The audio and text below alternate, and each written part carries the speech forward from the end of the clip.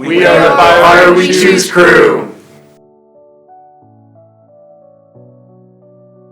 My name is Ali Nabi, and I was the first AC. I'm Sean Zur. I'm the director of photography. I'm Andrew Furman. I was DIT editor and AC2. I'm Rachel Wade. I was the key grip. I'm Jack Wolf. I was a sound mixer and sound designer. I'm Daniel Wanaki, and I'm Grippeth / Electric Swing and also audio dialogue editor. What inspired me to join this film is that I read the script and none of the others really called to me in the way that this did, because I have like a religious background with my family and I just love the message that this film comes with. I had a friend, her name's Bella. She was also, I think she's a part of 742. She inspired me last semester, and I got in like a little bit like sliver of time left, so. I also enjoyed the script, and I also enjoy working with the director Amari. I think I was really excited to meet a ton of people that I've like never met before. Like I saw a ton of names on the crew and I was like, this seems like the perfect place for me to like network, but also get like an incredible group of new friends. I was actually the gaffer for another film, but I day played as the grip because one of my friends was on the set. And while I was day playing, I just fell in love with the story. Well, as the audio engineer, I didn't contribute anything visually, which was great, except for the shots that the boom pole got in there. Then I contributed very heavily visually, but definitely tone-wise, I got to help decide a lot of what you kind of hear and what you experience throughout the film, and that kind of what you hear sculpts like the environment you're in beyond what you're just seeing. It really sculpts the rest of the room beyond the camera, so that was a lot of fun to be able to contribute to. I made the lighting diagram and the shot list, and my lovely crew here helped me accomplish the visual goals. I just rearrange things. That's just kind of my job. Yeah, I helped rearrange and clear out a lot of space so that we can get in and let production get in there and redesign the space. Andrew, what was a funny time for you? Well, I believe the question was fun and funny. So I'm gonna choose a fun one. I remember, this is a memory I hold near and dear in my heart. It was like the first rehearsal that we were all together and like we got everything set up and we were like working through everything, but there was like a long time where we were just waiting on something. I don't know if it was like actors or waiting on something else. But we all like kind of slowly formed a circle and just started talking like about, I don't know, anything. We just started talking for a really long time. Like we talked about our favorite like video games, what movies we were listening to. Like it was a really nice moment for like, I went onto the set for the first day and I was like, wow, I already know these people, because in rehearsal we just kind of like, we kind of connected in a special way. One of the most fun things I would say we did that has one of my funniest moments is the day with the car mount. I thought it was really cool that this allows us to access equipment that people don't normally have access to. Like anywhere else, I'm sure we wouldn't have had a car mount. We wouldn't have been able to do that scene the way we had wanted to. And then the funny part of that day is when Sean dumped his whole bag of Cheez-Its Not the cheese. Disaster. in our 80s nice car. I'm sorry, Jace, forgive me. And then he just made it worse by crumbling all of them into smaller pieces, trying to clean it up. Fun, I would say, is the car mount, since we're like one of the first few crews to actually use that ever. One of my funny moments was stabbing Jackson a lot with the prop knife, and then my other one was getting caught off guard by Rachel throwing a snowball at me, and then when going to do it in return, I get called out for throwing a snowball. I'd say there was two challenging moments. The jib in the middle of the snow and the doorway dolly in that tiny hallway. No, that dolly was a rough one for me. You know, that thing doesn't go straight as you think it would be straight. And it helps if there's rails. It does help with those rails, but that hallway was just so small. It was like smaller than the average American Tesla. And it took a little cut on my ego, but honestly, I think it was still rewarding to see it happen. So, You killed it though. thank you. Yeah, that day in the snow, when like no one could even get in or out of the parking lot because it was just so deep. That was a rough one. I don't think anyone felt their toes for most of the time. I think it's also one of the most entertaining scenes that we filmed that day. So I'm really excited to finish developing that one. So I think it was like the most rewarding scene that we got to finish and go. I froze my fingers off for this, and it was worth it.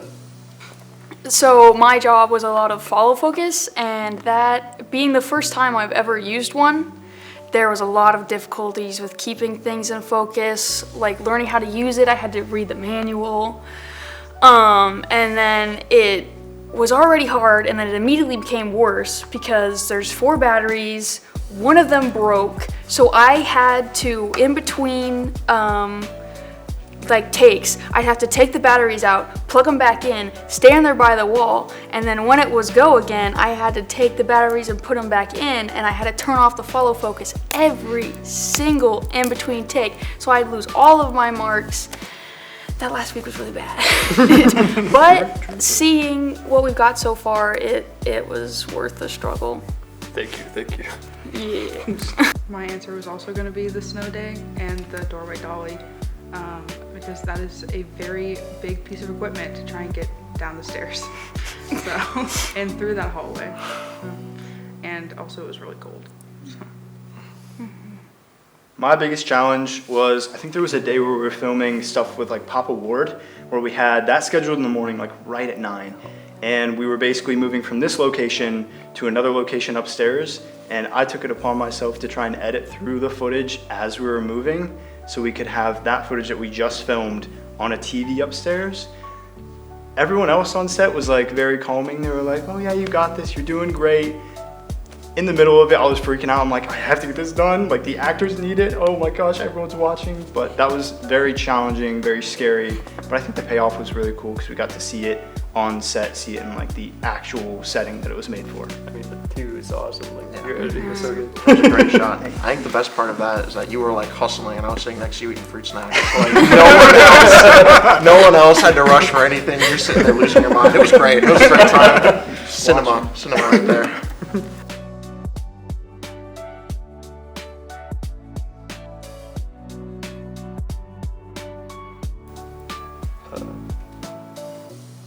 Just kindness and understanding. I think they can really take away believing in one thing can really bring you together. It doesn't have to tear you apart.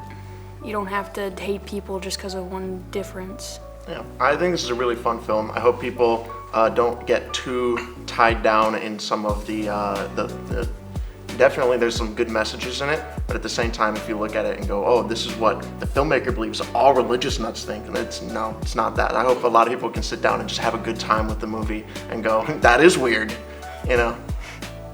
I think this film is also really important in today's landscape, and I think the takeaways from this film are just there's so much love that is shown between the characters and so much love that was put into the film itself. And I think that really comes across, and I think seeing the relationship played out is just so nice to see, and I think important for a lot of people to see because it's not a love that's any different than anyone else. I mean, to echo that, I feel like this is a really important story that we really need today in today's culture. But also on another point, I feel like this is a really good film to kind of like showcase independent filmmaking. Like, we are a ton of students doing this stuff, and we had a blast on set, and we're just hoping that all of the love that we all put into it is shown through the film. I believe that something that the audience can really take away is the understanding of morality and how these characters, throughout their beliefs, can understand each other, and how you can see with the extremism with the people like Papa Ward, Brian, is that like their views are very extreme in that they actually end up becoming hypocrites inside themselves throughout their own beliefs. And they do that to try and pursue their goals, in which blindsides them to what actually is what they're trying to do. They were great, and this is one of the first times I got to work with actors this closely, and so it was really great being this comfortable with them and them being this comfortable with me, especially as someone who has to go up and put like a lav mic on them. Sometimes that can be just awkward, so it was great that like we all had this nice understanding, and that we all like really understood each other and that what we were trying to get. So if I stuck a boom mic 3 inches from their face, they didn't care, and they were very flexible for the weird things I demanded and the weird things that the whole film demanded, which was just a lot of fun to interact with. Yeah, I love the actors, their energy that they brought to the set, and like just being able to capture their performance was like awesome. I think like their energy was amazing. Getting to speak with them, getting to relate a lot, it was an absolutely enjoyable experience. I really enjoyed that we got to get like close bonding together, jokes and whatnot, and I think that really made us more effective as a whole group. Being in like working on films in school and for projects, you don't really get to work with actors, so it's really interesting seeing how using professional actors can really open up like the shots you can do, because you can do a lot more close-ups, because you can rely on how expressive their faces can be, and I love that, how much that really adds to a story rather than just a script, and the shots just add so much more to it. Yeah, I agree with Ali. I haven't had the chance to work with actors a lot, and we didn't interact like too much on set, but every time I did, they were really nice and really funny, and every time it was just so cool to be able to watch them monitor and just see them go to town and just be amazing. It really like reignited my love for my major. So. I think to that, it was really cool seeing the actors progress, like from day 1 to like day 10. It was so incredible to see how like they started out, they were like a little nervous in front of the camera, and like as the days went on, it was just so incredible how they learned to act in front of a camera and how to be comfortable on set. I mean, overall, it was just a really cool experience.